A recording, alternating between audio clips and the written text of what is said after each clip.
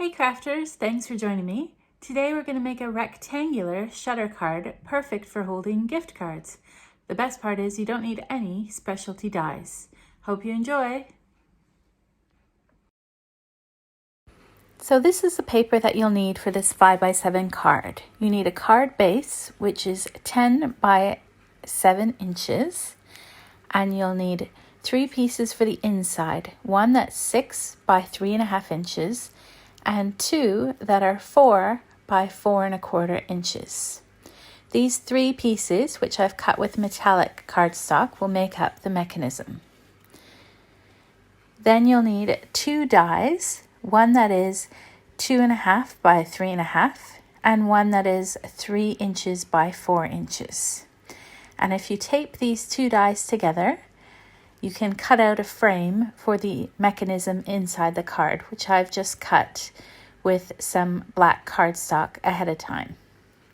Now, if you only have the smaller rectangle, that's fine. You don't actually need the frame. You can skip this part. Now, if you don't have a small rectangle die, you could always use a craft knife instead. Now, to decorate the card, you'll need 4 panels that are 2.25 inches by 6.75 inches. And I've used the same metallic paper for my card, but you can use any color that you like. You'll also need some white paper, but I'll explain that as we go on. So starting with our 6 by 3.5 inch piece, I'm just going to put the small rectangle die roughly in the middle there and run it through my die cut machine. And then I'm going to use my card base, and on the 10-inch side, I'm going to score at 2.5 inches on either side so that I've created a 5 by 7 inch gatefold card.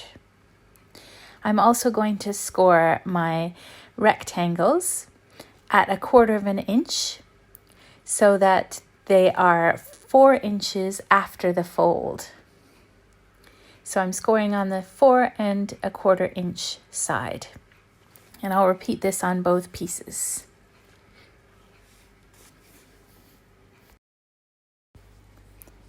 Next, I'm going to use my bone folder to reinforce the score lines, both on the card front, which is the gatefold card front, as well as the 2 small inside pieces. So that 1/4 inch fold line on both of those pieces. And I thought it would be fun to use my 3D embossing folder. This is a Tim Holtz one called Mechanics, and I used that on my 3 inside pieces, and it gives it a very clockwork steampunk feel, I thought. And then I'm going to measure in 2 inches on the back of that small inside piece and just draw from one corner to another. And this creates a bit of a zigzag, which I'm going to cut with my scissors on both pieces. And this allows the mechanism on the inside of the card. If you wanted to show more of the inside of your shutter card, you could always make this part open a little bit wider. Now I'm going to glue in those trim pieces. So these are the 2.25 by 6.75 pieces. So 2 of them will go on the outside front of the card, and 2 of them will go on the inside of the card. And the middle piece is where the mechanisms will go. Now you could decorate these pieces however you want, but I thought it would look great to have the same metallic paper on the mechanism as is on the trim on the inside of the card. Now I wanted this card to be able to hold a gift card, and a standard gift card is 3 3/8 inch by 2 1/8 inch.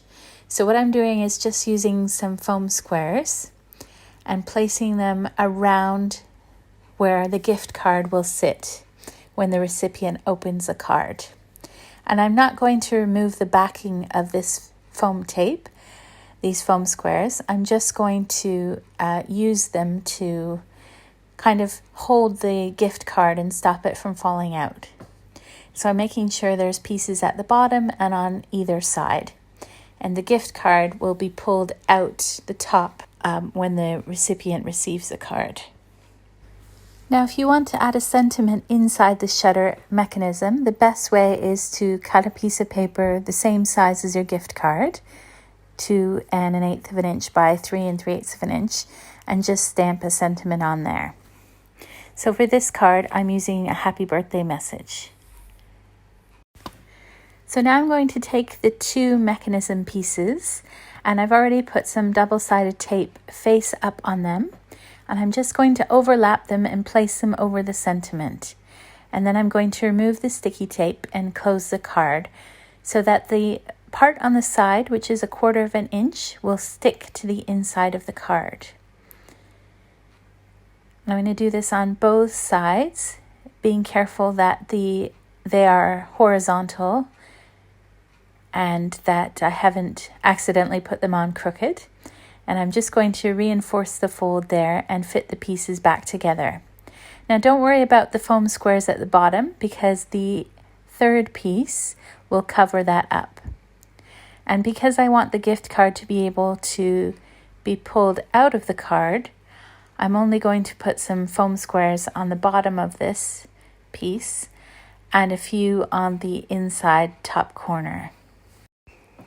So now I'm just going to put that 3rd piece on top of the 2 moving pieces and make sure you don't have any glue or foam squares in the middle because you need those 2 pieces to move.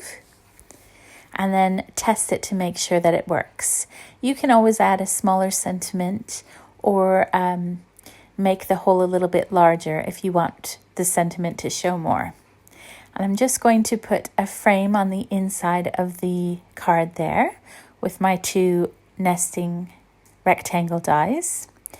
And then I'm going to add on an area so I can put a sentiment on the inside of the card. You could always put this on the back if you prefer. I just used a piece of paper which is 2 inches by 3 3/4 inches.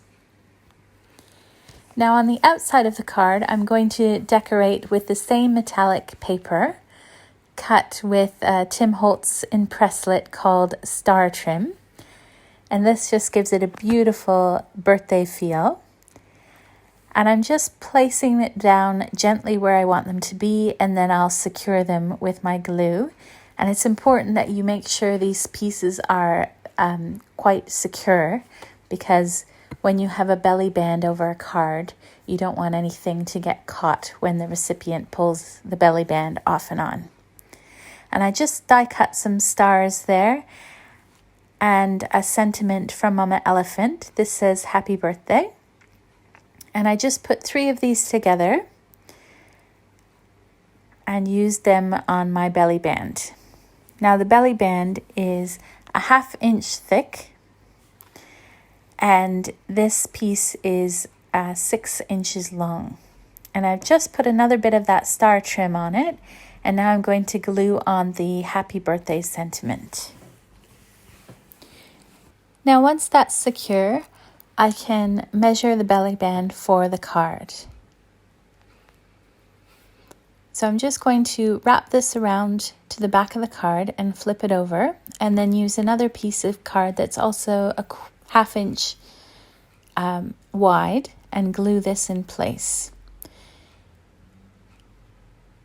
And you need to make sure that you don't make your belly band too snug because the recipient needs to be able to pull it off and on the card. And also make sure that your trim, in my case the stars and the star trim, are secured on your card. So now I'm just going to use some glossy accents on the happy birthday sentiment. And this will help it to stand out a bit more because I used the same colored card on the sentiment as I did on the stars. I hope you like my idea for a rectangular shutter card. I've seen lots of shutter cards with circular openings, but I really wanted to design a card that would hold a gift card. And I also wanted to make sure it was something that you could do without any specialty dies. As a crafter, I'm more passionate about collecting stamps than dies, and it's a little bit more cost effective to just do some measuring, in my opinion. Anyway, once I've finished putting on this glossy accents, I'm going to leave it for an hour to dry until it's completely dry, and then I can add it on to the card. Meanwhile, I'm going to add my gift card to the inside of the card. So I've just got a piece of paper which is a 1/2 inch wide, and it's approximately 3.5 inches long, and I just used some washi tape to adhere it on the back, and I'm just going to cut it at 3.5 inches there, and this way the recipient will easily be able to remove that paper from the gift card. And now I can close the card and put the happy birthday belly band around the outside.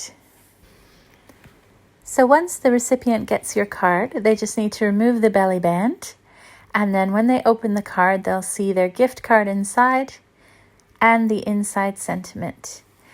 And of course, your handwritten sentiment will be on the inside as well. I hope you found this video inspiring and you'll give it a go. Thanks for watching, and be sure to subscribe so you're notified whenever I post a new video. Have a crafty day!